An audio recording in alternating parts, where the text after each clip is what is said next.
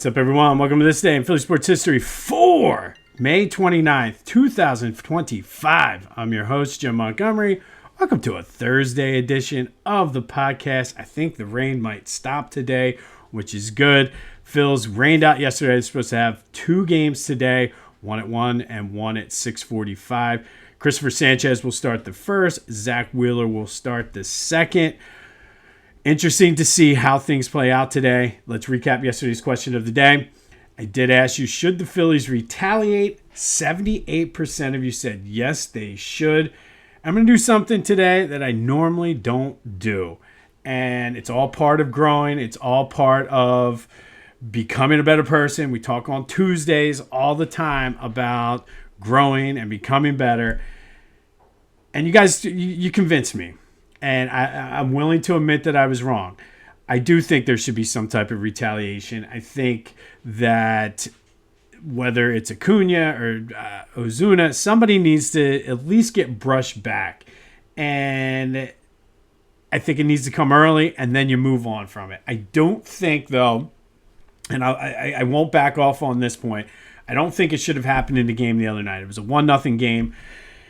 You need the win. It's good for morale. It's good for every win. Like, these are the games. You stack up wins now. So I don't think it should have happened in a one-run game. But you know what? Do it early this week or today versus whichever. If you want to do Sanchez, you want to do Wheeler. I would say do Sanchez early. No warnings or anything were given out. So brush them back. Get the warning, and then you put it behind you and move on. But like I said, you guys convinced me. I'm willing to admit that you're correct. 78% of you said yes, there should be some type of retaliation, and I don't necessarily disagree. And I think you do it early, get it over with, and then you move on. But hopefully 2 games today, 1 and 6:45, the old twilight double header. All right, let's get into some housekeeping, and I'm excited to announce this. For the summer, we do have a new partnership, and everybody likes to go to the shore. The calendar, Sunday is June 1st. That means you're going to start your vacations and weeks at the shore and all this.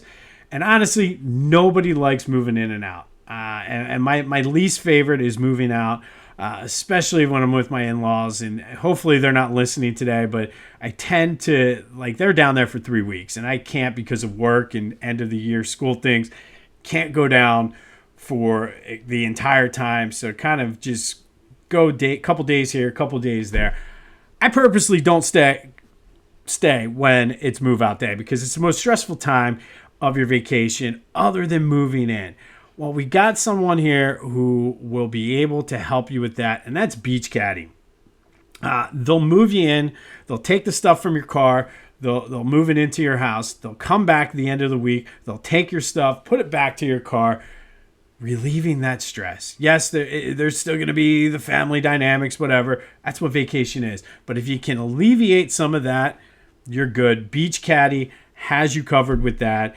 All you got to do is sit back, relax, grab a beer, fill up the cooler on your way down, grab a beer, and as they're unloading everything, celebrate the fact you're on vacation and start your vacation off right without the fighting. Go to Beach Caddy, and they'll move you in, move you out. It's their bellhop service. And for the summer, if you use the promo code Jimbo, you'll get 10% off their bellhop service as well as cart rentals. They're available in Ocean City, Sea Isle, Avalon, Stone Harbor, and Wildwood. Like I said, take the stress out of your vacation. Nobody wants to have their vacation start off with arguing and fighting, and everybody's miserable because you just got stuck in traffic. Let Beach Caddy unload you. Go to beachcaddy.app. Use the promo code Jimbo for 10% off your bellhop as well as your cart rental. I'll get more into that tomorrow. They're already taking bookings for the entire summer. So if you're in one of those shore towns, Ocean City, Sea Isle, Avalon, Stone Harbor, or Wildwood, they have you covered. That's beachcaddy.app. Take the stress out of your vacation. Vacation's supposed to be fun. Let them do the stressful stuff. Move in, move out, and then beach cart rental, 10% off with the promo code Jimbo. Beachcaddy.app. Start your vacation off right. Be sure to follow me on social media, Jimbo_Mott on Twitter and TikTok. On Instagram, at Philly Jimbo. Subscribe to the YouTube channel, Jimbo_Mott, and continue to spread the word as we grow this thing. We're slowly getting there. I'm just winding up my end of the year school stuff, and then I have some fun things planned for the rest of the summer, including the tournament, which kicks off on Tuesday. We're going to crown the greatest individual Philly sports season of all time, 48-team tournament. I'll start getting more into that on Saturday with the brackets, the rules, kind of the rationale behind the selection committee selection. That all gets underway on Tuesday. And of course, there's always highlights on my social media, including Facebook and LinkedIn, video clips, newspaper clippings, photos, all kinds of fun stuff. So be sure to check it out and be a part of the fun. Speaking of fun, we've been doing trivia. I've been digging it, and hopefully you've been enjoying this. Lots of comments and discussion going on the Discord channel. Go to the description to join the Discord channel and be part of the chat. But yesterday, we were talking about the Cy Young Award winners in Phillies history, and Steve Carlton won 4 of them. 3 other guys had won a Cy Young. Roy Halladay was the slam dunk that everybody got. Steve Bedrosian won it in 1987 as a reliever. I think he had 40 saves that year. And then John Denny won it in 1983 for the National League champion. So John Denny, Steve Bedrosian, and Roy Halladay joined Steve Carlton as the only pitchers in Phillies history to win a Cy Young. Union remain hot. 10 straight games now without a loss, including the U.S. Open Cup tournament. They set atop the MLS standings, both conferences, with points. 2-1 comeback win up in Toronto. It's the first time they won in Toronto since 2019. Nathaniel Harrell scored in the 86th minute. Kai Wagner with the game winner in extra time. They're kind of like the cardiac kids here, winning it in the end. But that is 10 in a row without a loss for the Union, and they remain red hot. They'll be in Dallas on Saturday night. Another winnable game for the Union. Let's see if we can stretch that out to 11. All right, I've been talking to you also about Lotwin. Get your 3D custom hype chains. These things are awesome, great for youth sports, bachelor parties, fantasy football, just goofing around. The artwork on these, I've been following them on Instagram, and some of the stuff and the intricate details they're able to put on these hype chains are amazing. So go to lotwin.com, get your custom 3D hype chain. Use the promo code CCCPOD for 10% off your order. That's lotwin.com. Get your 3D custom hype chain using the promo code CCCPOD, and you'll get 10% off. All right, Eagles started OTAs, and a couple notable absences. A.J. Brown wasn't there. Devontae Smith wasn't there. Lane Johnson. Some of the guys that were injured weren't there. And not a big deal because it's voluntary. A lot of the guys that weren't there were vets. Not a big deal. One notable absence, though, was Bryce Huff. Not sure if he was told not to come, if he's somehow silently protesting his lack of playing time, or what, but I would think of all the people on this team other than maybe the rookies, he should be the one that should be there. So not sure what's up with that. Hopefully we get more information. Maybe Howie has something up his sleeve and said, hey, stay at home. But I do think of all the guys on this team, Bryce Huff should be the one that's there. But some news and notes. Apparently Cooper DeJean has been working in somewhat on the outside. Kind of like that.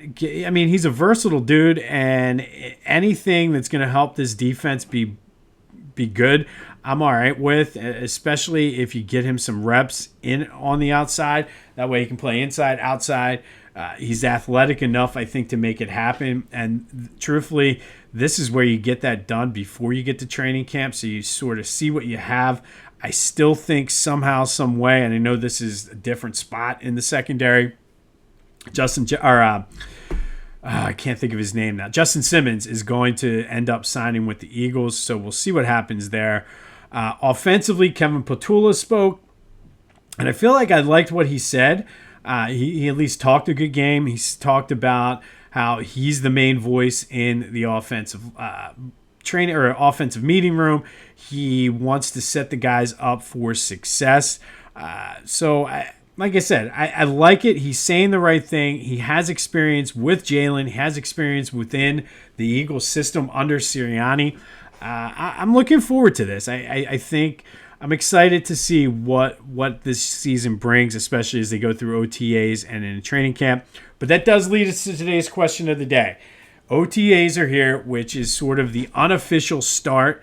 I know the league year has already started with draft and free agency, but kind of like the first practices, this is like full team, not rookie mini camp. This is the whole team activities. Going into OTAs, what is your biggest question mark for this team? Is it the offense or the defense? And I think the offense is going to be fine. I think you're going to see a different level out of Jalen in the offense.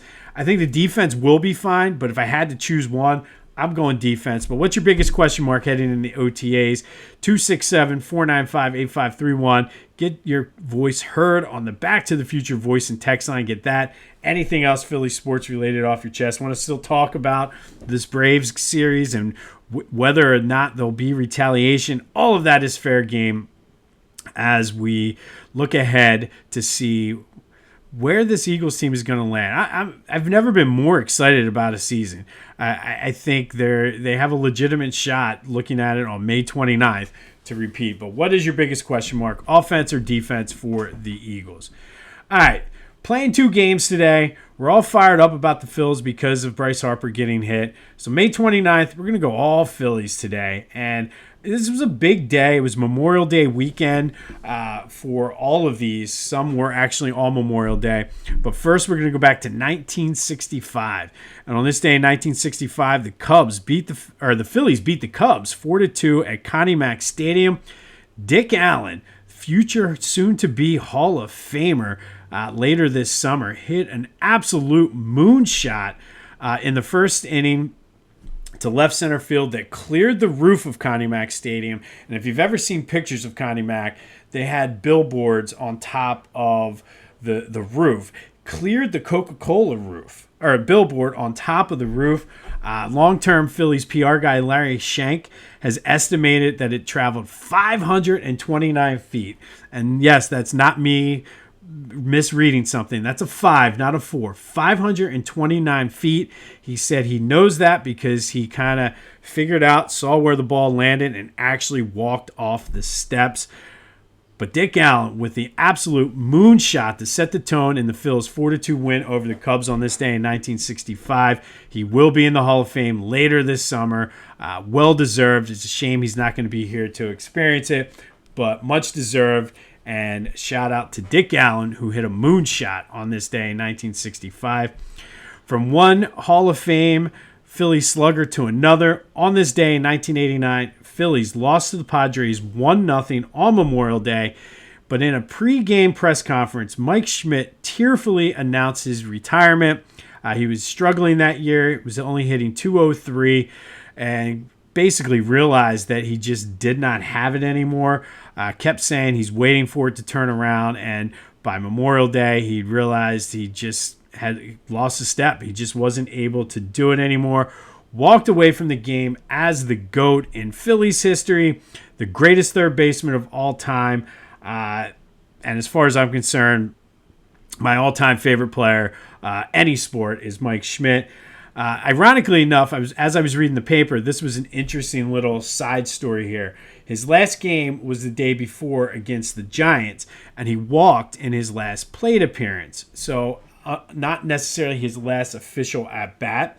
Well, in his last official at-bat, he hit a slow dribbler to Jose Uribe, the shortstop for the Giants, who bobbled it. Mike Schmidt beat it out, and the official score originally had scored it a hit.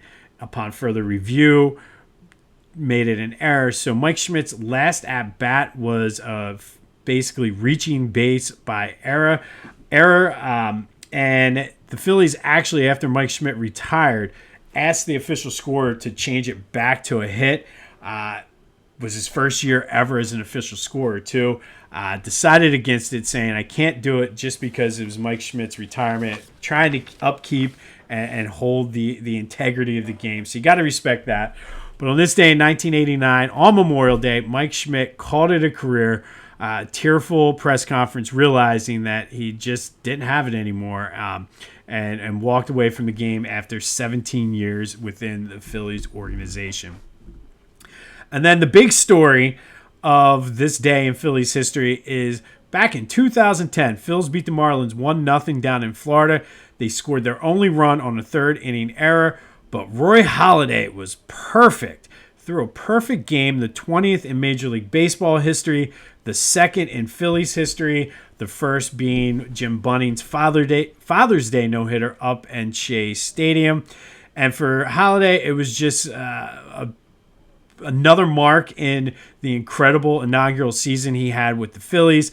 Would go on to throw a no-hitter in the first ever postseason game he played in. Dude throws a no-hitter. And then would go on to win the Cy Young that year. I was actually in Pittsburgh for this game. It was all over my time hop this morning, and we were watching the break-in coverage on ESPN of it. There also was a Flyers Stanley Cup game that day. I believe they lost that game. It was like the shootout game in the 2010 Stanley Cup Final. But on this day in 2010, Roy Halladay threw the second no-hitter in Phillies history as the Phillies beat the Marlins 1-0 in Florida en route to a Cy Young Award. And because this is a Memorial Day focus on today's podcast, and the fact it's Thursday, we got Beach Caddy getting ready to take the stress out of your vacation down to the shore. Going to do a little bonus today. And on Memorial Day 2006, Ryan Howard broke a tie in the sixth inning with a 3-run shot against the Nationals. Phillies would go on to win that game. It was his 18th home run of the season. He ended the day 7 homers behind Albert Pujols for the Major League Baseball lead. But by the end of the season, Ryan Howard would hit 58, beating Albert Pujols by 9. So he made up, what is that? My math, 16 home runs over the course of June, July, August, and September. And if you remember, he got red hot in August and September, Ryan Howard did. But Ryan Howard hit his 18th home run of the season en route to 58 as the Phillies beat the Nationals, thanks in part to his 3-run homer in the 6th inning. And I'm going to say it. I've said it before. I'll say it again. Ryan Howard, most underrated Philadelphia athlete of all time, and it's not even close. So if you want to talk to me about that on the Discord channel or the Back to the Future voice and text line, that's fair game. I think the only one that sniffs close to Ryan Howard as being underrated is Donovan McNabb. Not only is Ryan Howard underrated, he's also underappreciated, and I think it's not even close at all on who is the most underrated. So Ryan Howard hit a home run on this day back in 2006. All right, Roy Halladay did pitch a perfect game in 2010 on this day. Chooch was the catcher. It was one of 4 no-hitters that Chooch caught in his career. 2 by Roy Halladay. We mentioned the playoff one. He had the Cole Hamels one out in Chicago on his last outing or start as a Philly. Who pitched the other no-hitter for the Phils? That's today's trivia question. Hit me up on the Discord channel or any of my social media. All of that is fair game. Roy Halladay pitched 2. Cole Hamels pitched 1. Who pitched the 4th no-hitter that Chooch caught in his career? It's be an interesting one, so I'm anxious to see if you guys get this or not. Be sure to check out my boys at the Clashing Conferences. Lots of good things happening with their sports fan network. Go to clashingconferences.com to see how you can join, what they have to offer, benefits. Like I said, great group of guys. The Sports Fan Network is growing, constantly looking for members. And if you're in need of media services, Steven has you covered. Just go to clashingconferences.com and check out what they have to offer. And then, of course, check out their podcasts wherever you get your podcasts, as well as on YouTube. New episodes drop today, and then there'll be another new one tomorrow. Good things happening over there. But go to clashingconferences.com, see how you can join their sports fan network. Always looking to grow, looking for unique perspectives. And if you think you have what it takes, go to clashingconferences.com and check them out. And, of course, Philly Goat. Talking a lot this week about the rivalry with the Braves and whether or not there should be retaliation. And as with most things we talk about on here, of course, Philly Goat has a rivals sort of line of clothing, whether it's the NFC East, whether it's the Braves, the Mets, Giants, Commanders, they got you covered. This is why you need to go and search through their site and just kind of look at everything they have. Second to none. Father's Day is coming up. They have the Braves Bozo shirt, which is like the old Chief that they had with bozos underneath with a big red clown nose. It's a great shirt. I've seen a couple of them around. But go check out what Philly Goat has to have. Don't forget about Dad. Don't wait till the last minute. Order your Father's Day gifts now. Use the promo code Jim Montgomery for 10%. So many promo codes. Use the promo code Jim Montgomery to take 10% off your order. That's phillygoat.com. Promo code Jim Montgomery to take 10% off of your order. And don't forget about Dad. And then finally today, our Philly Sports Summer Playlist Song of the Day. We're slowly winding down here. I will share this out over the weekend so you guys have access to it on Spotify as well as Apple Music. But we're going to stick with the 2007 to 2011 Phillies theme here. And today's song is Buffalo Soldier by Bob Marley, released in 1983 off the Confrontation album, which came out after his death. He did record this in the late 70s. It's an homage to the fighting soldiers, the Buffalo Soldiers down in the Caribbean. I believe it was the Spanish-American War. I should know that as a former history teacher as well, but I will confirm that for you tomorrow.